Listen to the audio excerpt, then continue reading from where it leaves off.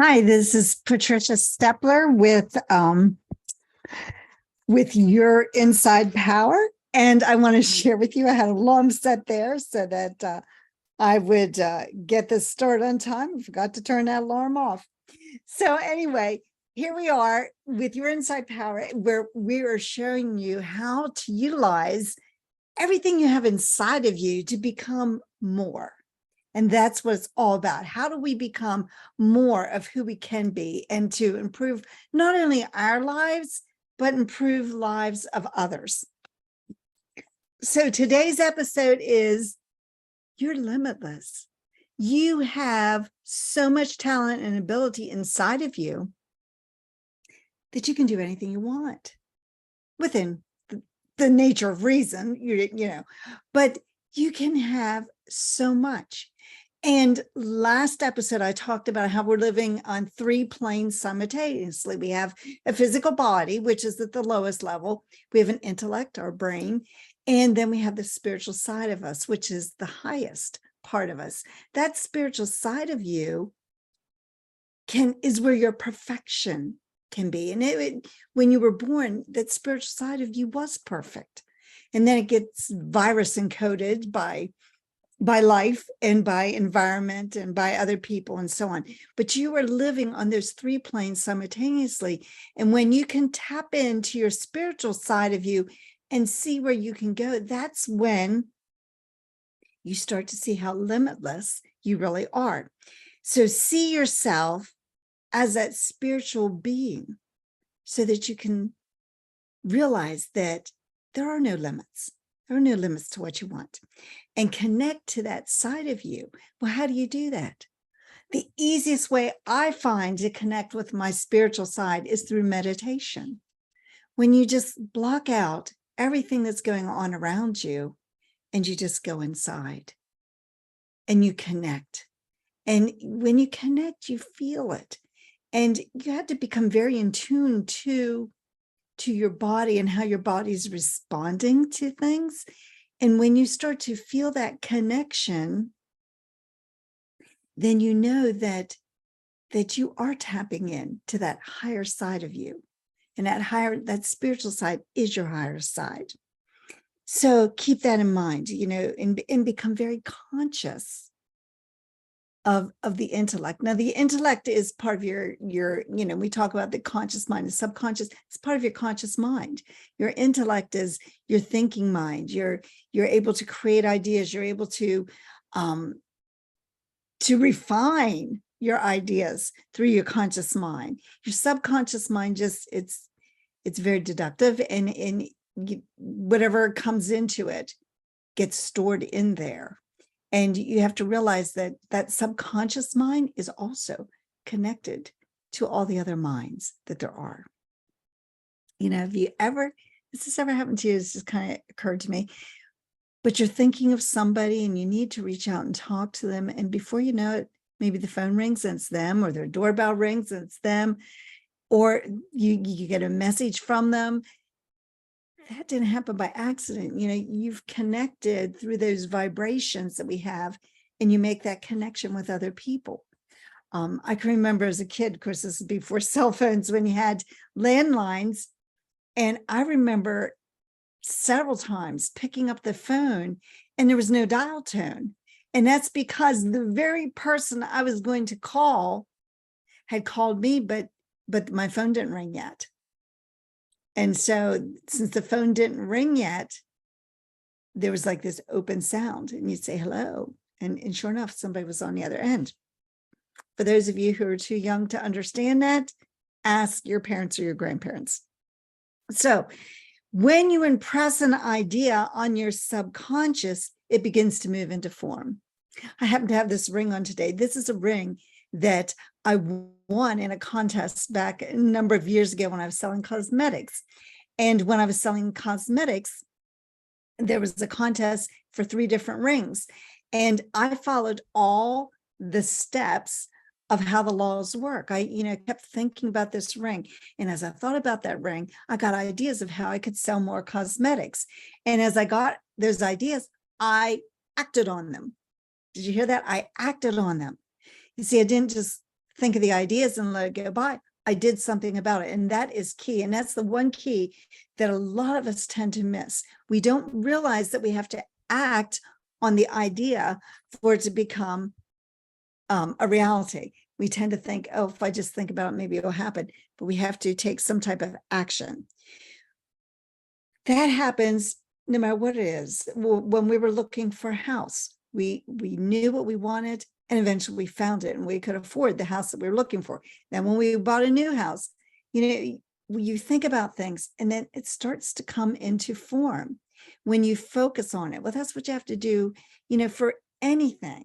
And that's how you become limitless. But here's what happens. We become so entrenched in what we're doing that we do not realize the limitless ability that we have. And we think, life gets busy. We're all busy. And there's nothing that bothers me more when somebody says, oh, I'm so busy, blah, blah, blah, blah, blah. And I look at them and think, do you think I'm not busy?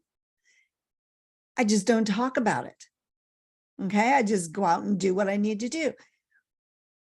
But we all get into this rut of doing things over and over again. And the daily trivia, which I'm going to talk about in just a minute. But, we start doing things. And as we're doing those things, we forget to focus on what we really want. Because when we focus on what we really want, life gets very exciting. And you start to draw into you the things that you need to accomplish your goals. So what do we need to do? We need to protect our mind. We need to protect our thinking. We need to protect the thoughts that we have. And when we have a thought that is not going to serve us well, we need to get rid of it quickly and replace it with one that will. And we have to keep this in mind. This is a statement I was going to read to you by Robert Heinlein. And he says, in the absence of clearly defined goals, we become strangely loyal to performing daily trivia until ultimately we become enslaved by it.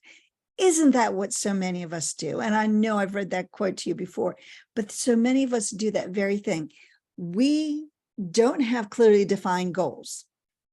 And because we don't have clearly defined goals, we are busy doing daily trivia instead of doing the things that would get us to that goal if it was clearly defined. When I had the goal to win one of these rings, I focused on it. I did something daily to increase my chances of reaching that goal. And I kept concentrating until the day came when I was told I won first place. Now, in that particular case, my goal was really second place because I like that ring better, but that's okay. It's beside the point. I won the first place because not only did I not just do daily trivia, which I could have, I did action steps. And so often in businesses, there are goals, but they're not clearly defined. People don't know exactly how they fit in to that goal. And so what happens is workers tend to do the daily trivia instead of taking the actions that could help them really soar. And that's, where sometimes businesses fail themselves. The business owner fails themselves because they don't impress the idea of what needs to be done to their team members. So keep that in mind if you're a business owner. So the one thing we have to realize is even when we have those clearly defined goals, if we're not the person we need to be, it's not going to matter because you can never outperform the image you hold of yourself. And I know I've said that before too. You cannot outperform the image you hold of yourself. Why? Well, because that image is so ingrained in us. So let's say the image you have of what it is you want is maybe this huge, big house. Okay, let's just say that's the image, but you don't feel that you deserve it for whatever reason. And so even though that's what you want, you're never going to get there because you have to become somebody different. You have to become accepting that you can win that or get that house. So back to my ring. How did I get that ring? You see, I didn't feel like I'd been particularly successful in selling cosmetics up to that point, but I kept that image and it was something I really wanted. I wanted to win that contest or at least become one of the 3 ring winners. So one of the first 2, to be honest. So I really pictured myself wearing those rings, but I had to become somebody different. I had to overcome my shyness and overcome that aspect. And it was amazing because when I stepped out to do something more, then I got more business than I'd ever gotten before. But here's what happened. Because I did not understand all that I'm sharing with you today, I didn't understand any of this back then. I couldn't repeat it because I didn't know what I'd done. Yeah, I got more sales, but I didn't know how I got more sales. So what if I had set a goal for maybe selling $10,000 every month? Where could that have gotten me? I don't know, because I didn't know. You don't know what you don't know. So that's why I'm trying to help you to become aware of the process so that when something good happens to you, you can see, oh yeah, it does work. And this is the process I need to follow. Same way my son got his college scholarship. So you build that image and you impress that and you focus on it daily and you do the actions that you need to do. And this is the way you have to get rid of that virus coding. You see, if I'd have had that idea in my mind, but then I sabotaged myself by saying, oh, that's not possible. Look at these other people, they're so much further ahead in their business and blah, blah, blah, blah, blah. It wouldn't have happened. But I didn't. I kept focusing on what it was that I wanted, the ring. Okay. You see, I wanted the ring more than I wanted the business, because if I'd won the business more, I'd have been more successful after I won the ring, right? But anyhow, the ring was the goal. And that often happens. Just keep that in mind, because the same thing happened to my son when he got the scholarship. The scholarship was the goal. It wasn't playing the baseball. And so he quickly didn't set goals for the baseball, and pretty soon he quit playing baseball. But see, the baseball was never the goal, was the scholarship, and he still had the scholarship. So we have to keep that in mind, that sometimes when we have that goal and we reach it and we get that reward, we have to reset and redo it again. Okay. And that's the thing we don't always understand. So can't outperform the image you hold yourself. So you have to build the new paradigm, which allows you to grow and to expand. You have to get rid of the virus coding. So then here's what happens to a lot of people. They look at the results they get, and then they compare it to what they want. And I see that maybe there's quite a distance between the results they're getting and what they want. And we talked last week, so you might want to go back and watch that episode. But in the last episode, we talked about the intellectual faculties that we have that are so rarely used in the proper way. So one of them is the imagination. So the imagination, the way we want to use it, is to build this beautiful picture of the good that we desire. But here's what we often do. We imagine everything that could go wrong. Instead of focusing on the good we desire, we put it in with everything that maybe happened in the past. We bring up all those memories of things that didn't go the way we wanted, and we put that impression on what is we want now. Well, it's not going to happen because of this. It's not going to happen because of that. And we sabotage ourselves. And so then we also have the will. The will is how we focus on the good that we want. But what do we tend to focus on? What we don't want to have happen. Again, we refer to that negative part of us. Why does that happen? Well, we live in a very negative world, and that negativity is always around us. So it's just kind of like natural for us to get that negative side. But when we focus on what we don't want, that's what we're going to attract, because whatever we focus on, we become. We know that. What we focus on is what we become. So when you focus on everything going wrong, that's what's going to happen. I read this quick email the other day that that's not the way it works, but it is, because we become what we think about all day long. So when you think about what you do not want, that's what you're going to bring into your life. So we also have that reasoning faculty, and the reasoning should be able to control our thinking of the wrong thing, because, if we think we can't get it for whatever reason, we should be able to reason with ourselves and say, no, we know that's not true. Because if so-and-so can do it, there's no reason why I can't do it. I'm just as capable as that person. And things like that. So, but what we do is we allow that reasoning faculty to, again, look at every single idea as to why it won't work, or reject everything that we're thinking, instead of really thinking about what it is that we want. So, we use those intellectual faculties, but so often we use them incorrectly. So when you change the image you're involved with, you'll change your results.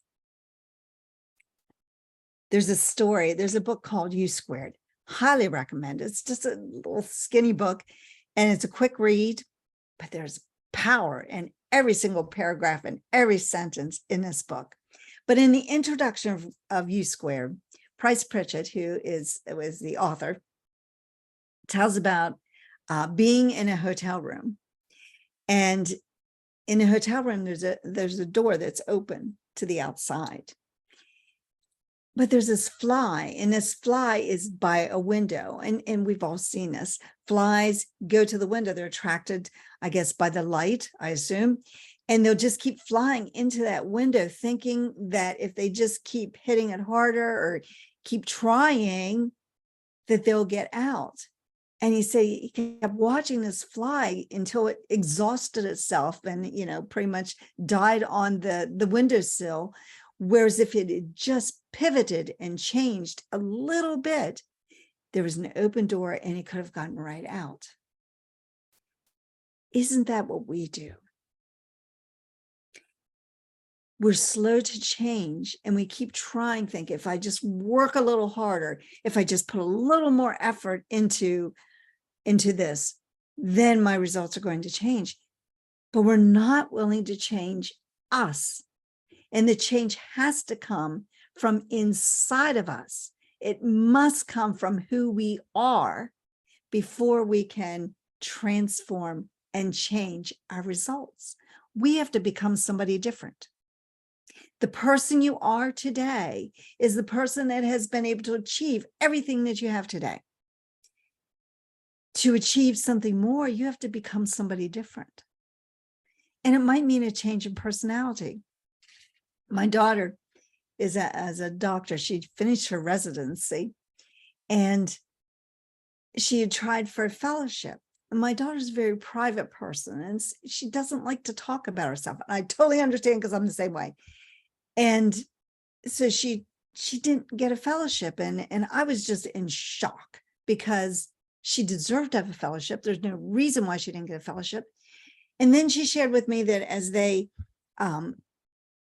look at medical students, and they would interview medical students for their residency program. She said, sometimes we get to the point where we have somebody and they're like, I honestly don't remember anything about them, because they didn't make an impression on them. I said, maybe that was you. Maybe that was you in your fellowship quest. They looked at your name like, nobody remembered you. So then they didn't rate you very high. And that's what you have to do. You have to get highly rated so that you can get a fellowship. So she decided to go after it again, because it's what she really wants to do. And so she was just sharing with me the other day. She says, I don't know if it's me or if it's the schools and facilities that she's interviewing with, but she said things are going so much better this year. Well, you see, she had to change who she was. She had to, I had to coach her and help her to understand what kind of things are going to get you remembered.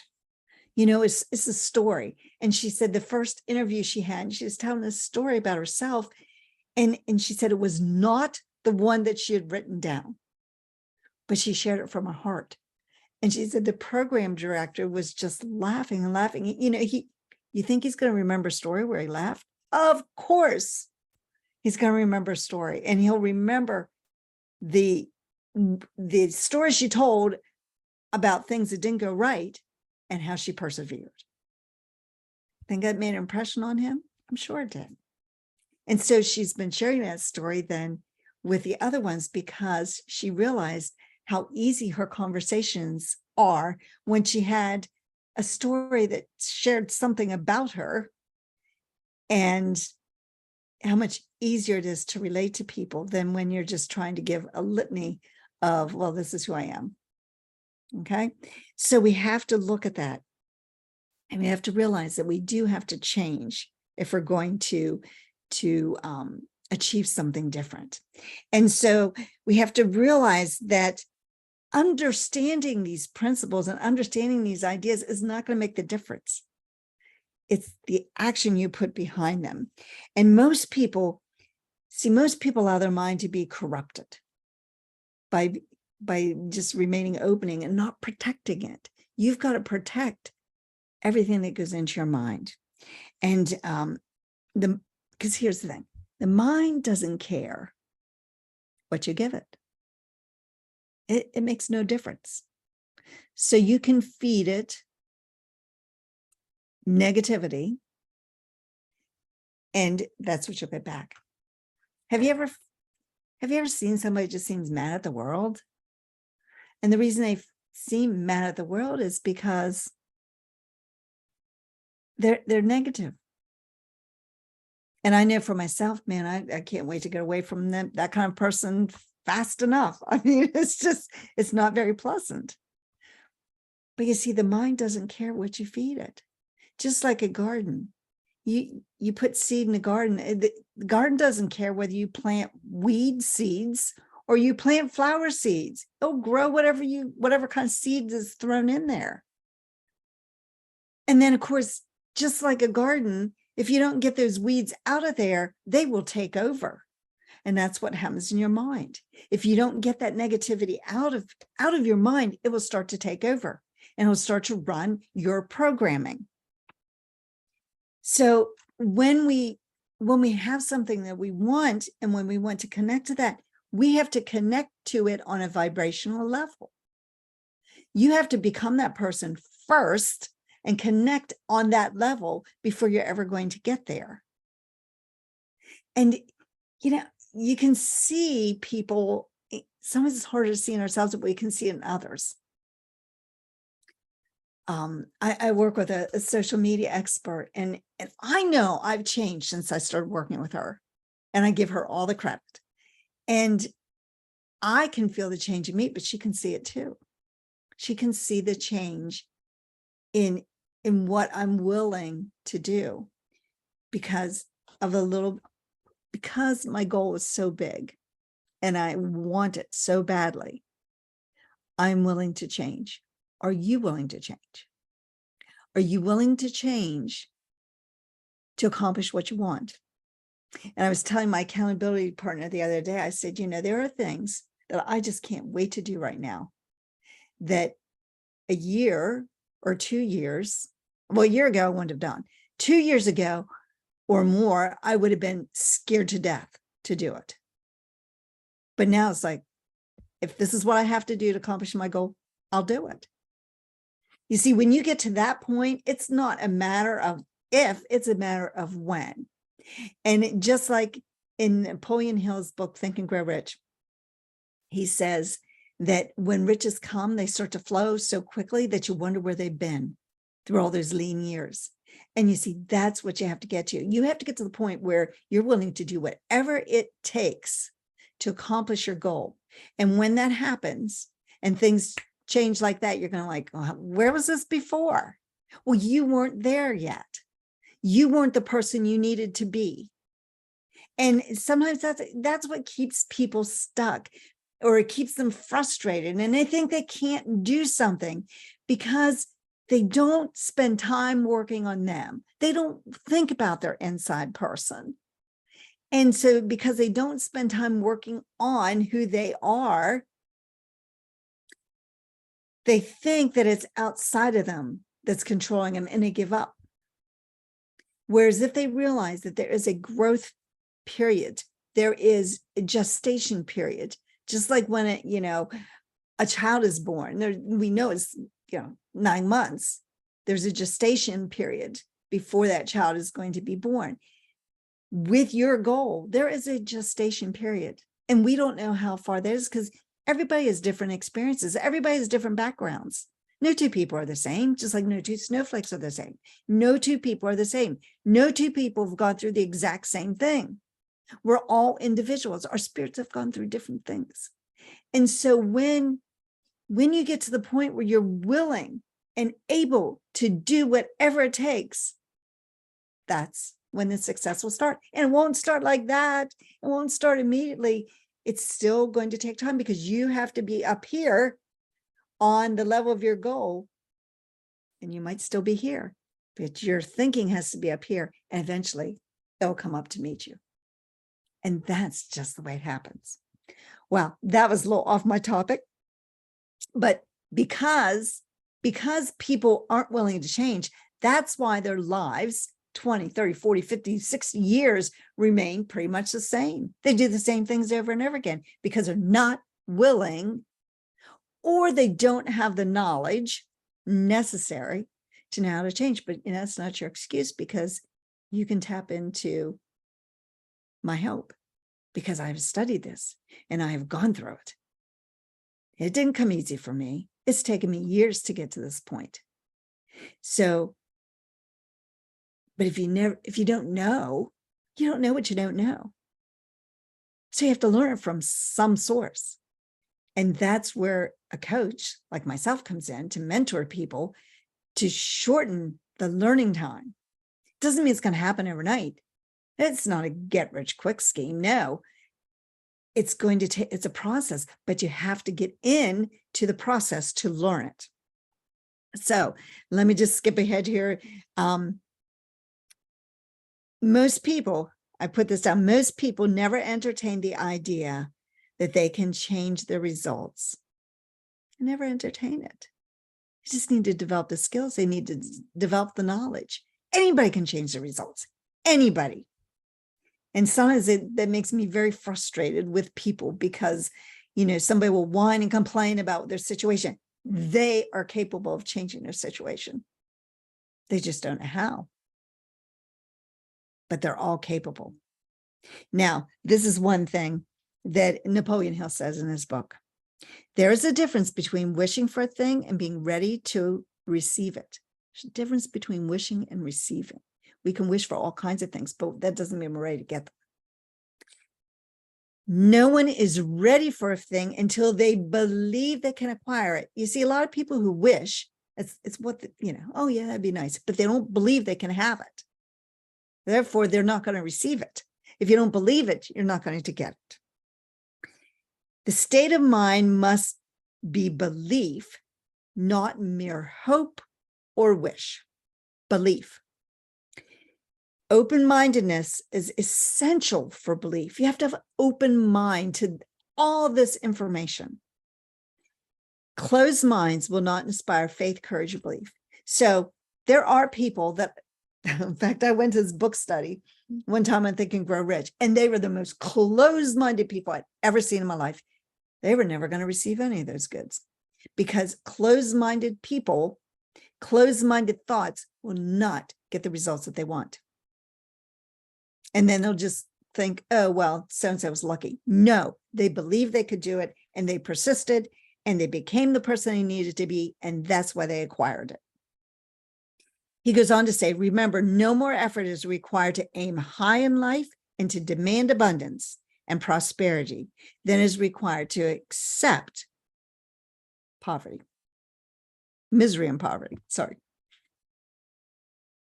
It doesn't matter. You can have either one.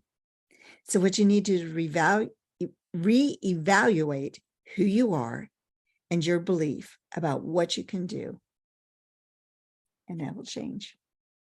And if you need help, by all means, reach out to me, because I'm here to help you to become the person you need to be and to gain the knowledge of how to go about that.